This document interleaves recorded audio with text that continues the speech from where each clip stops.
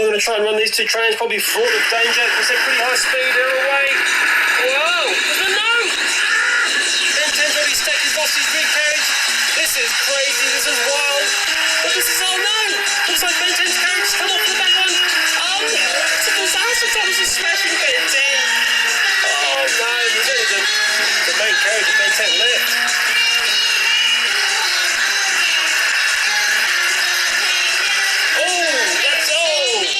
Who's the winner of that stack?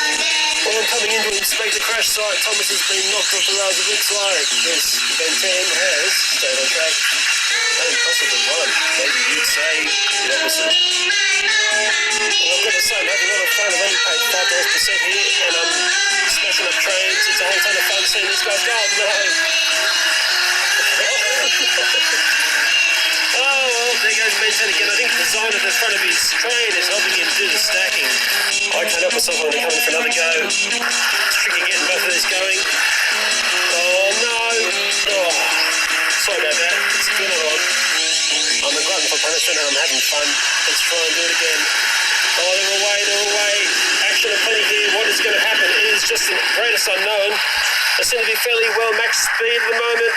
Ben